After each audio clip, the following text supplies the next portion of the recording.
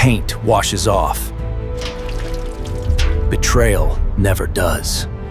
The ceramic mug exploded against the kitchen floor before Sarah's brain could fully process what I'd just said. Our 6-year-old son jerked backward in the hallway at the sharp crack of breaking pottery, his eyes going wide with alarm. She didn't even glance in his direction. Her stare was completely locked on my face, pupils dilated, desperately searching for some hint that I was joking or testing her. The words had already carved themselves into the silence hanging between us. "I've been practicing for when you're gone." I didn't repeat myself because repetition would have suggested I was seeking some kind of reaction. Instead, I calmly bent down, grabbed the roll of paper towels from under the sink, and mopped up the spilled coffee like I'd cleaned up 100 similar messes before this one. No theatrics, no raised voice, no finger pointing. I just cleaned it up methodically, tossed the soggy towels in the trash, and went directly back to finishing what I'd started. I zipped up Connor's Spider-Man lunchbox, the one where I'd already packed his pancakes cut into little triangles and placed in the thermos he prefers. Still absolutely no response from her. Just those mascara-smudged eyes watching me like I'd transformed overnight into someone she'd never met. I slid the lunchbox into his backpack, grabbed my car keys from the hook by the door, and paused just long enough to deliver one final instruction.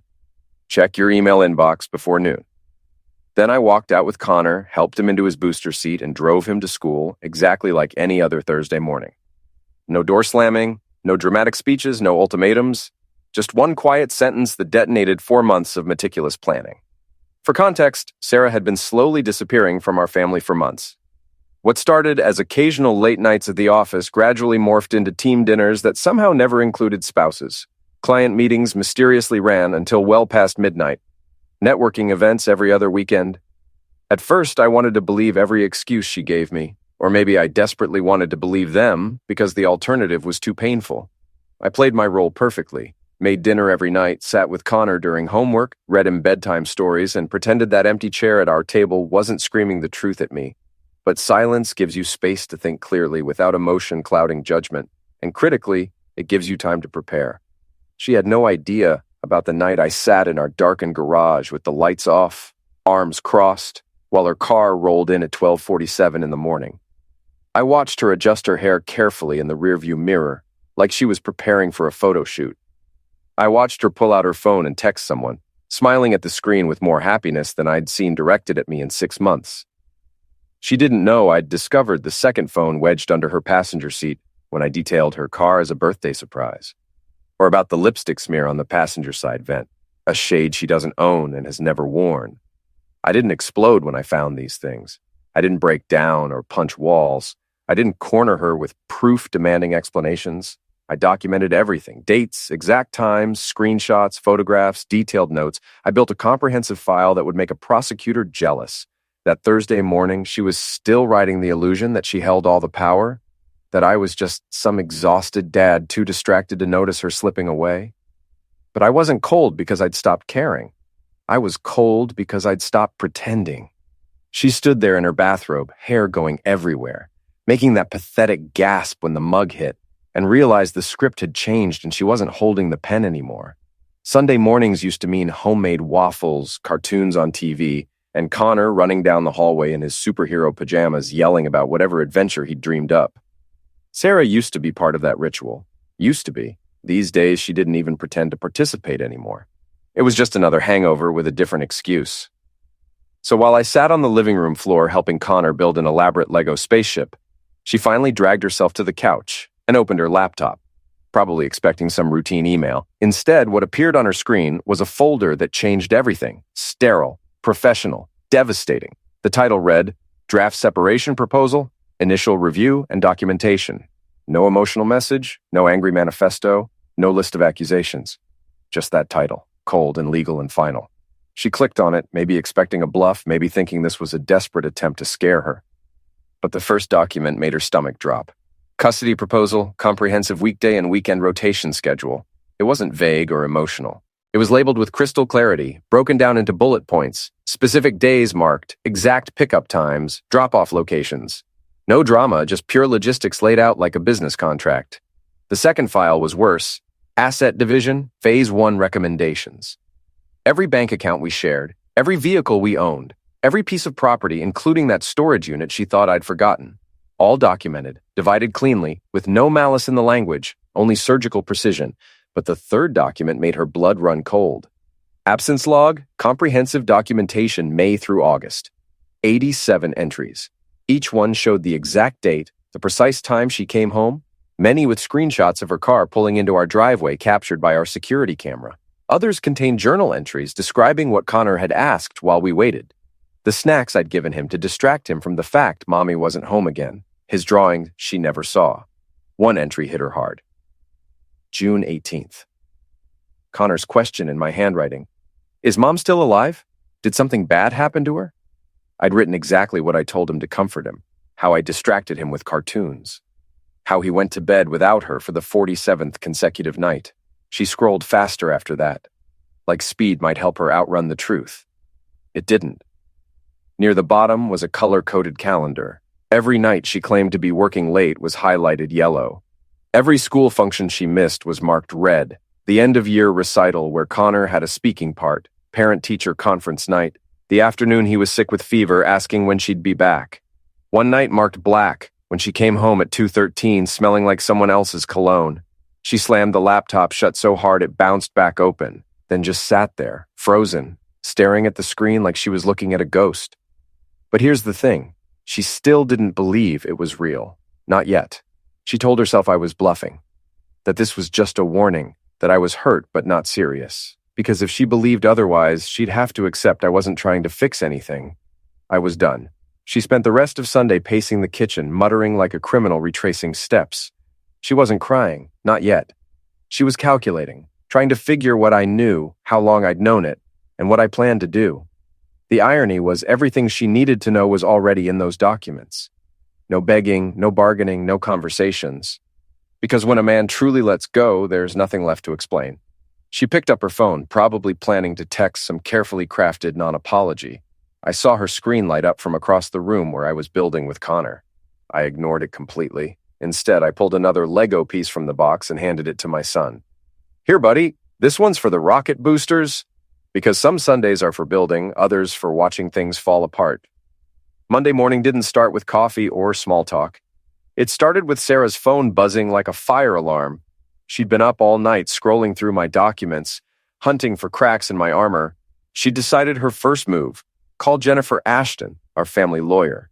Jennifer was safe, the friend who drafted our wills, handled our refinancing, hosted us at her lake house last summer where we'd laughed and pretended to be a normal family.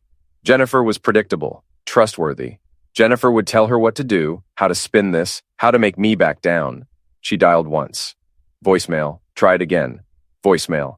Then she sent an email, typing too fast. Jennifer, call me urgently. Need to discuss documents my husband sent. This is extremely time-sensitive. She hit send and waited, staring at her phone. Her phone buzzed 90 seconds later. Not a personal reply. An automated response, cold and corporate. Due to an irreconcilable conflict of interest, I have formally recused myself from any representation in this matter. Please refer to independent legal counsel. This decision is final and non-negotiable. No greeting, no explanation, no signature. Just a legal wall dropped in front of her. She stared at the screen, reading it 3 times. Her mouth opened and closed like she was trying to breathe underwater. Conflict of interest. Recused. Independent counsel. The words sounded like another language, but she understood enough. She'd just lost the one person she thought would protect her. She slammed the laptop shut so hard the lid bounced. Then she grabbed her bathrobe tighter and bolted out the back door, barefoot, not thinking, running on panic. I was trimming the hedges, earbuds in, completely calm. Why is Jennifer dropping us? She demanded, voice cracking on us. I didn't stop trimming. She didn't. She's representing me now. The color drained from her face in real time. She grabbed the patio chair to steady herself. You can't. She's always been... I clicked off the trimmer. She had no idea about the quiet meetings Jennifer and I had over 2 months, how quickly she switched sides after seeing my evidence. I set the trimmer down, wiped my hands, and gave her a look that wasn't angry or smug. Just final. Call whoever you want, but don't call Jennifer. She stood there clutching her robe, the morning dew soaking her bare feet. For the first time, maybe ever, she looked smaller than the house she used to dominate. She tried to speak, but nothing came out. I picked up the trimmer, put my earbuds back in, and pressed play on a bonsai cultivation podcast. Behind me, the screen door slammed as she fled inside, panic blooming in her chest. She thought she was losing a game. She hadn't realized the game was already over. That evening, Sarah came home like a ghost searching for a body. Pale, hollow-eyed, moving through the kitchen in slow motion. Everything felt unfamiliar.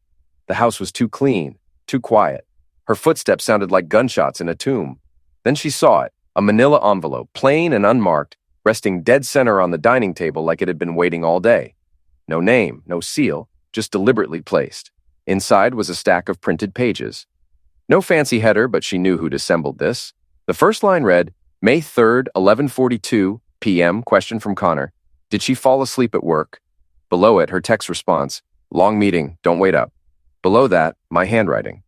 No answer given to Connor's question, no follow-up, no goodnight kiss. Her breath caught. She kept reading.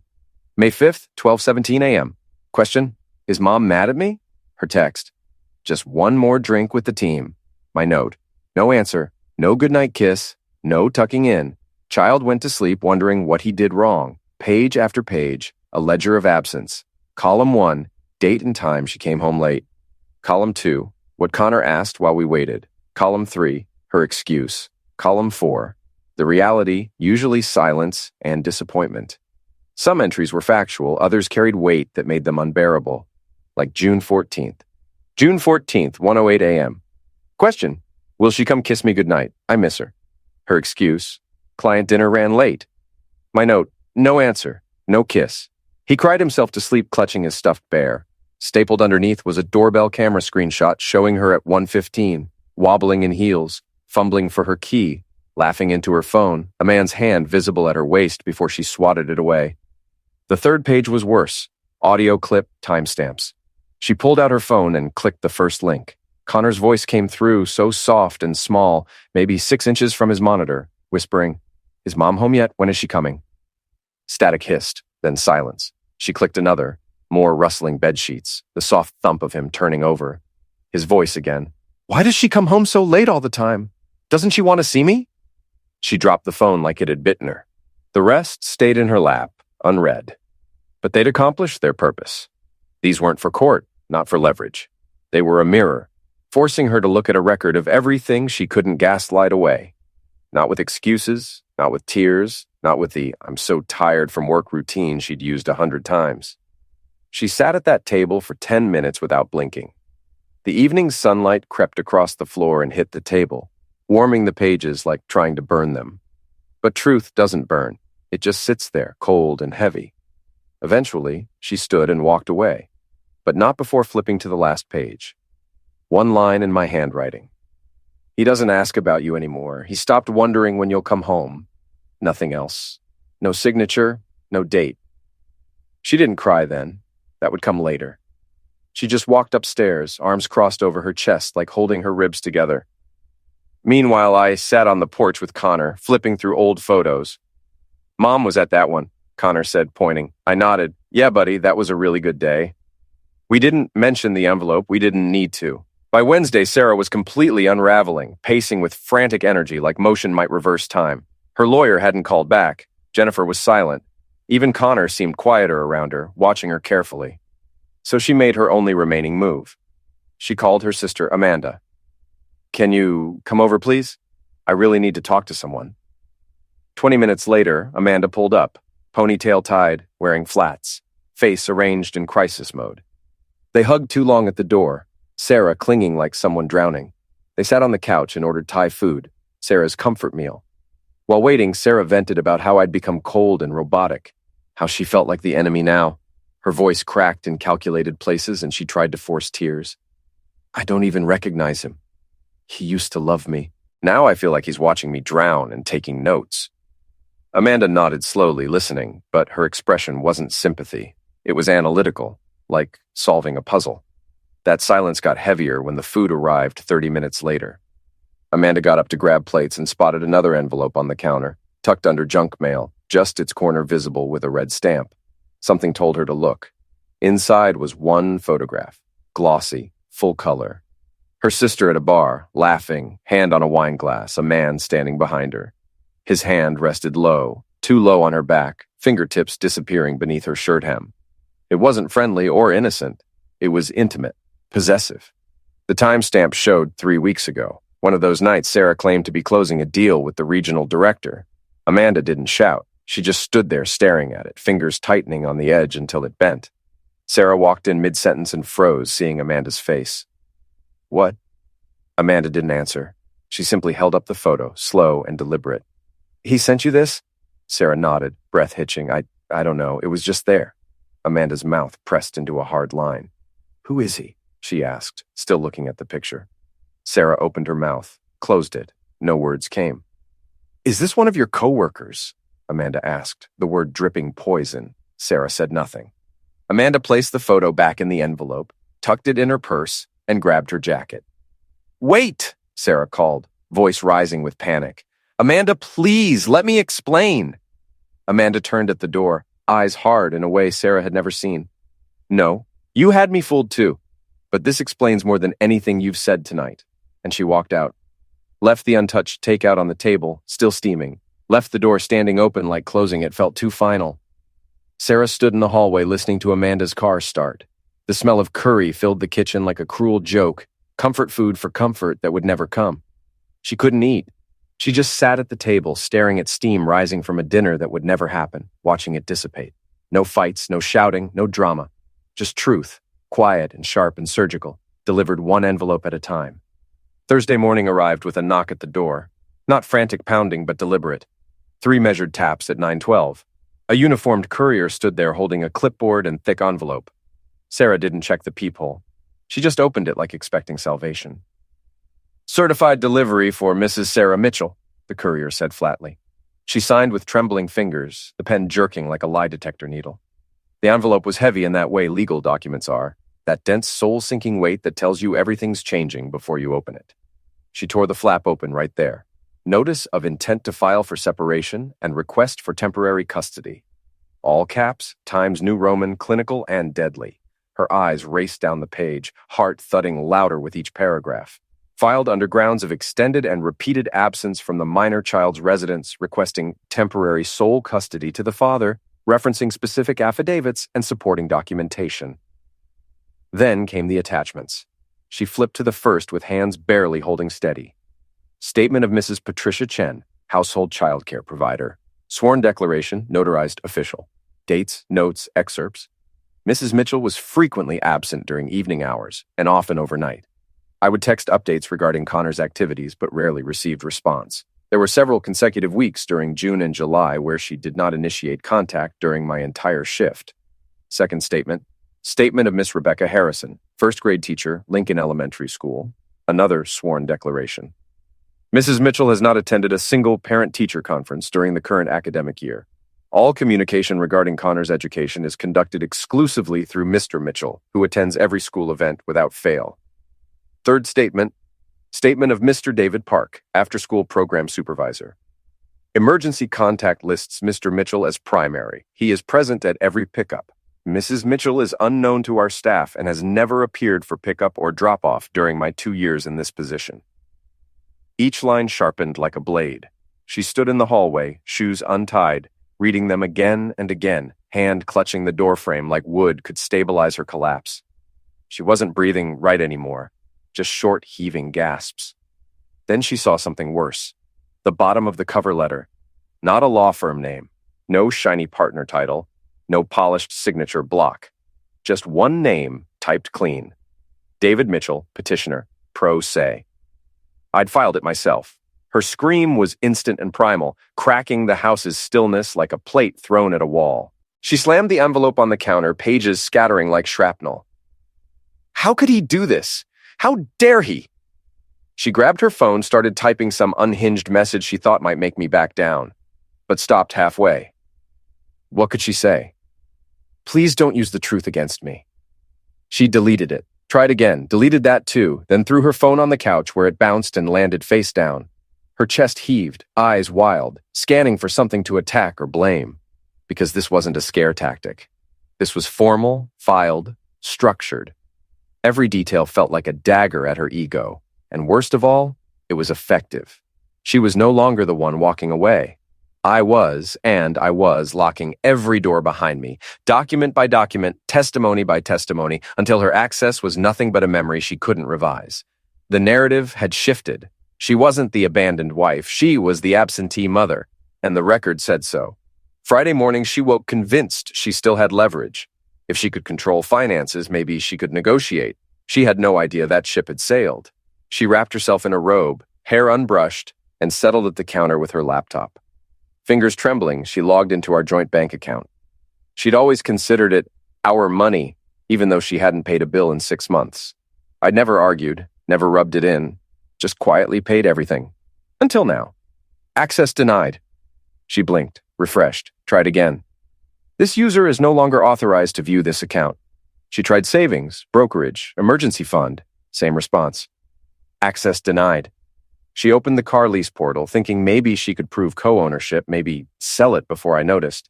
Access denied. Account no longer active under your credentials. She froze, hit back, tried again. Same result. Her reflection showed a woman she wouldn't hire to water plants. Eyes hollow, lips cracked, shoulders hunched. She typed faster, sweating, pulling up mortgage information. Nothing except an alert. Property now managed by Mitchell Family Trust. Contact administrator for access. She didn't know what that meant specifically, but it sounded permanent. The house, accounts, even HOA autopay. Everything restructured under a trust I'd set up 6 months ago. Quietly, legally, cleanly. I hadn't moved out. I'd moved around her. She picked up her phone, dialed my number. Straight to voicemail, not even a ring. Again. Same result. Third attempt got an automated message. This line is no longer available for personal calls. Please contact via legal counsel. No warmth, no anger, just finality delivered by robot.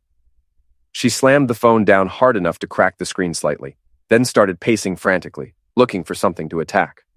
But there was no one. She opened the fridge. Nearly empty except Connor's juice boxes, expired hummus, couple juice boxes. Groceries hadn't been restocked in a week because I wasn't shopping for her anymore, just for Connor and me. Cabinets the same, no coffee, nothing she liked. This wasn't court prep. This was the separation already happening. Her exit had begun. Not with the suitcase, but with keystrokes, restructured assets. Monday morning, Sarah pulled into Connor's school parking lot overdressed, blazer too sharp for 8:15. She marched past the office and headed to room 104. Miss Harrison was arranging supplies when Sarah knocked and entered without waiting. "Hi, I'm Sarah Mitchell, Connor's mother. Quick word?" Miss Harrison looked up, surprised. "Of course, though I'm expecting Mr. Mitchell for our scheduled check-in." "Everything all right?" Sarah blinked. "He scheduled without telling me?" The teacher pulled out a file, turned it so Sarah could see. "David Mitchell, primary guardian. Sarah Mitchell, secondary contact." The words might as well have been carved in stone. "I'm sorry," Miss Harrison said firmly. "District policy requires us to work through the primary guardian for all updates and scheduling. That's protocol." Sarah's throat went dry. "He changed this?" "The form was updated 6 weeks ago, properly signed and notarized." Sarah tried explaining about work schedules, but the teacher had turned back to her clipboard. "If you'd like a separate meeting, Mr. Mitchell would need to approve adding you to the calendar." "Right, of course," Sarah croaked, backing out like leaving a stranger's funeral. The hallway felt colder, longer. She passed student artwork and saw Connor's name on a gratitude tree, a construction paper leaf. His handwriting, careful and proud. "I'm thankful for Dad. He always shows up for me." She practically ran to her car, yanked the door open, collapsed into the driver's seat. Then saw it, folded paper tucked under her windshield wiper. She got out, unfolded it with trembling hands. A crayon drawing, 2 stick figures under a bright sun, a bench, a swing set. The taller figure had glasses, mine. The smaller had spiky brown hair, Connor's. And off to the side, blank space. No third figure, no mother, just grass at the bottom. At the very bottom in his careful printing, just us two now. Her hand dropped to her side, the drawing hanging limp like a surrender flag. Her throat tightened, eyes filled with tears, because the weight wasn't just sadness. It was displacement. Even her son, using the simplest visual language, had redrawn his family without her. She was no longer default, no longer assumed. She was optional, and like any optional person, she needed permission just to be seen. Tuesday morning, Sarah sat by the window clutching her phone.